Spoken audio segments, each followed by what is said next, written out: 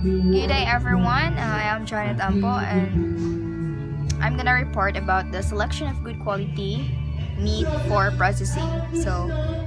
I have a different types of meats, which is the red meat, beef, goat, lamb, poultry, chicken, turkey, pork, pig's meat, seafood, fish, crab, lobster. So, una siya ang yung different types of meat. Before ito mag-go on sa yung characteristics to how to choose the meat. Something like that. So next is the most important meat quality attributes include tenderness, taste, juiciness, leanness, nutrients, quantities, safety, and convenience.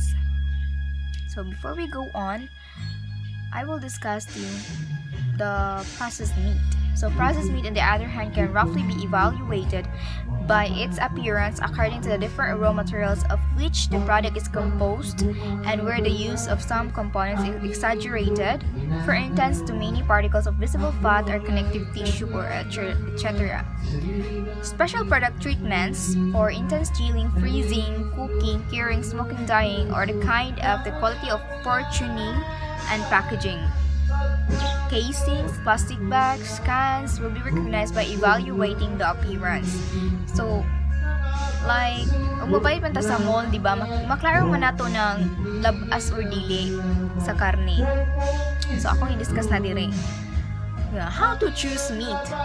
So, here na dire, look for a telltale fat, marbling for more taste. Marbling daw, marbling. So, second is the cold meat should, due to high level of fat, be firm. Third is do the right thing with the right cut of meat. Fourth is the less but better is a good strategy. So, sadly, you can't always count on the meat you buy in a store comes from a high quality source.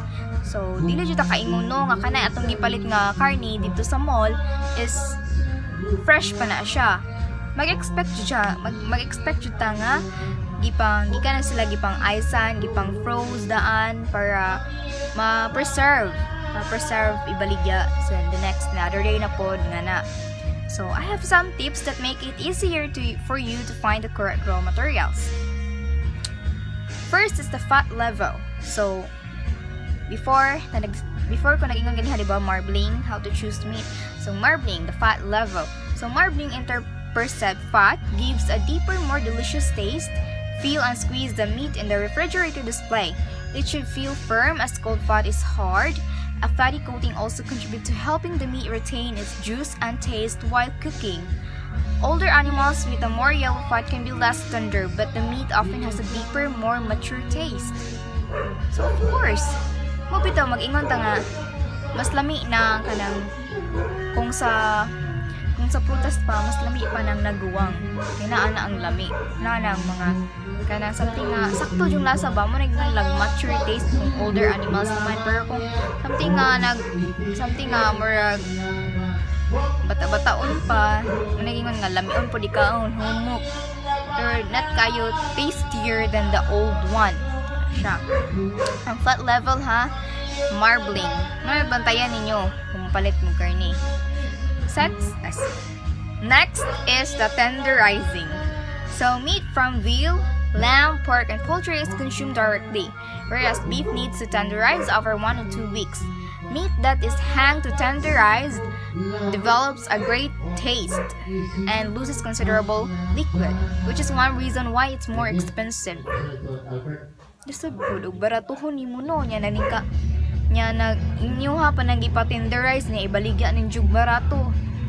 It should be expensive, jud. Okay. Ang mas, kanang the way bitaw nga mas expensive ang food, the way po nga high quality na siya, dili kay kadtong baratuhon ra bitaw. Ang baratuhon, marag, kaingon siya ka nga, dugay-dugay na ni ay, marag dili na ni kayo siya lamiun. Ano siya ba? So, but the difference in price can be seen as good business since you don't have to pay for water, which would anyway disappear during cooking. So next is the taste. Of course, nga na makaingon man ka nga, hala, Apil din ang taste ug tan-aw nimo sa karne? Matilawan din mo dayon? No! Okay, discuss today. Meat flavor is a function of the sensory sensation of odor and taste. So, ug makapalit pa lang kag karne bitaw tan-aw pa lang nimo nga. Ay, mura na siya glamiun. Kay nga na bitaw ka kay kana kuan siya, frisco. Kaya ka siya, oh my god, ang iyang baho ba? Labas pa kayo. Kaya nga na ka ba? Mo nag-iwan na taste. So, something like that.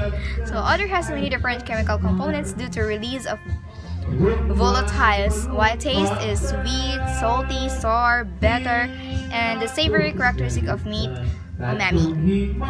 So, I have an example. Nga naman kayong kag-taste. Like, for me, seafoods. For example, seafoods. So, karada mo may seafoods diri sa balay because mamukot akong papa. So, here, ang example na ko dira is kanang kasag or something. Fresh nga isda. Ug imuha na siyang sabon. Maka-taste yun mo ang sweet. Ang katamis niya because love siya. Ano na siya? Nga, kita to. Nga na ang mga kasagaran sa meat. Kaya ka nga, ay, gahapon naman ni. Kaya nga, oy, anay naman ni. Kaya nga ni ang taste. Nga na siya, pasabutan na. Next is the texture and consistency, tenderness and juiciness. So, like, meat prepared for the consumer should be tender and juicy. Of course, meat tenderness depends on the animal species from which the meat originates. So, lamb, pork, and poultry meat are sufficiently tender after slaughter, but beef requires a certain period of maturation to achieve optimal eating quality. Nga naman ang beef, nga naman kailangan pa mo na siya kuan.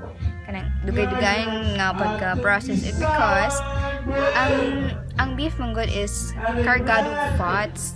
Every sa iyang lane, murag daghang kayong fats bitaw na bitaw na mga ugkaon kag kanang baka ug nakay gibati mo sa mo tawag nila na arthritis mo na siya because daghan kay siya fats, kailangan pa siya on process pa siya para mahilo ag tarong like that. So the texture and consistency including juiciness are an important criterion still neglected by many consumers for the eating quality of meat. Often consumers do not know that eating quality of meat can be upgraded by ripening, especially in the case of beef and similar meats. So there is also a great deal of consumer negligence in how to prepare meat. It should be cooked to become sufficiently tender, but cooking should not be too intense, otherwise the meat becomes dry and hard with no juiciness.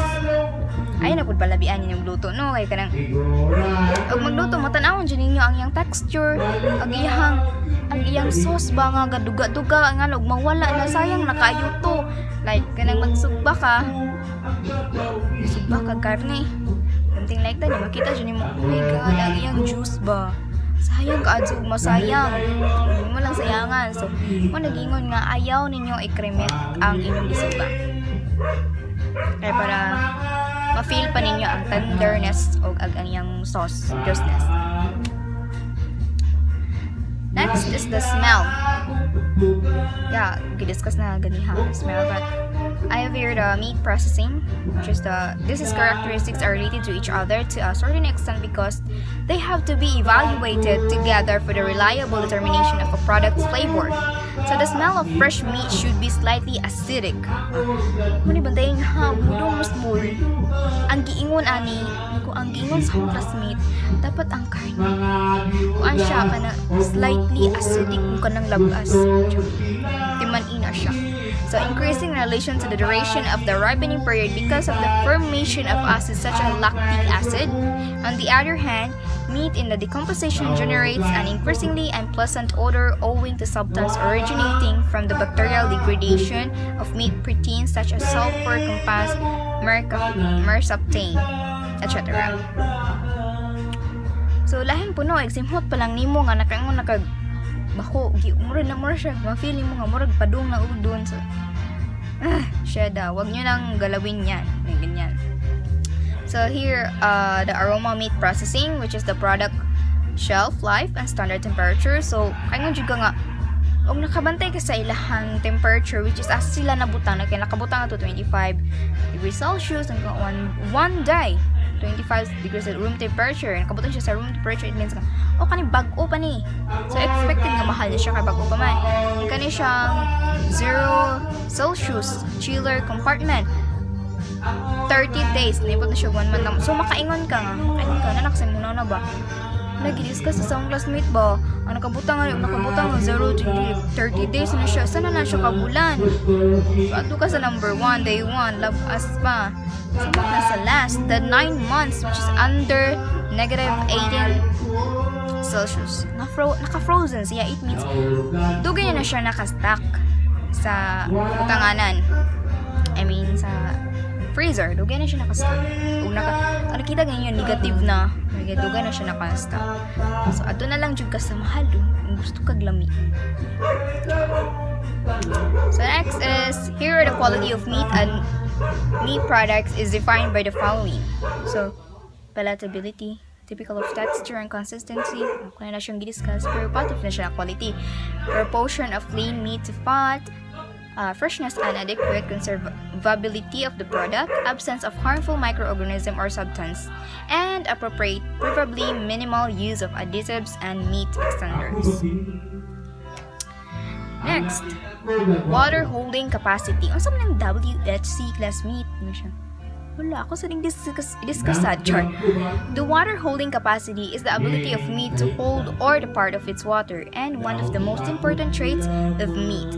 Weight loss due to purge or drip loss ranging from 2% to 10% when meat is cut into chops. So these losses produce an economic cost to meat processors and retailers. So, unsa man siya classmate? Wala ko kasabot. Ay, mga na siya wala ko kasabot. So, okay. WHC, or diba, what we call water heritage capacity, it is defined as the ability to meet the ability of meat to retain its water when external for such as heating, pressing, grinding, or applied. Mana siya ang WH nga importante man siya kay mo na ang kana mga water heritage capacity, sila magud ang nag-hold ana bitaw para dili dali madaot ang mga karni. Mana siya. Next is what affects water holding capacity in meat. Okay ha. Ug wala na sila paminawa. In the immediate pre-slaughter period, stresses on the animals such as fasting and different stunning methods are likely to influence meat. Pero of course, kung nasa farm, kintahay niya ag imong mga animals tira walay ka ng tubig ba? So lain kayo kana imo nang ihawan niya, imo nang gibaligya. Ni makaingon jud sa ngano gaugang man ning kuan ani dili man kayo something watery, dili man sa kana bitang basaon nga duguon something like that. Kung ano man kuwang ni sa water because kuwang sa water. Kung importante nang nay WHC sa mga animals o nag-farms ka kay mama nay naka the best ito sa meat para ma-preserve pa siya. So the ability of the meat is to retain water under standard processing procedures. Like W is decreased when animals are stressed before slaughter, if meat is subjected to alternate freezing and thawing, excessive attack by microorganisms, and similar treatments. Next is Next is the soluble protein. Okay. It is a water-soluble protein which includes enzymes and transport proteins are found free in cellular compartments such as the cytoplazms, nucleus, or endoplasmic reticulum. So, unsa naman po na soluble protein kasmit? Di ako ning nalasag ko balo. Joke. Okay, the soluble protein is primary importance in meat processing as it closely related to many other functional process of proteins. Anong daw man soluble proteins? Kana siya, anong naan ang soluble proteins? It because sa karne or sa meat processing, kailangan jud himawa ang protein sa karne og mag-preserve ka. Muna na ay soluble of proteins. So next is the okay, di pa din next din. Na pa din, why is soluble protein is important? Okay, protein solubility is significant in producing new soluble proteins that can reduce the cost of biocatalysts and therapeutic agents. So therefore, a compilation model is highly desired to accurately predict protein solubility from the amino acid sequence. Next is the emulsifying capacity. So the emulsifying capacity of meat may be evaluated by progressively adding oil during the formation of the experimental meat emulsion. So, masama na po siya, classmate. Wala ko kasabot na. Okay, so, ang emulsifying capacity is a qualitative term used to describe the amount of oil protein can absorb and stabilize. So, kana bitawng mo na naay emulsifying capacity because mo na sila bitaw ang kanang what do you call that? Mag-describe sa pila na ni nga protein, ani nga meat, ani nga pag-package nimo ba pila na protein, ani kung nasa factory man good guys is na ni sila tanan mo na gitawag og meat processing na mga WHC, soluble protein, na emulsifying capacity. Kay ilaman dyan ang sukdon guys no, pila ka bukwil anang karniha, pila like ilang fats ba like that, oil a protein can absorb or stabilize something like that amount of oil. So part na siya sa meat processing, and that's all.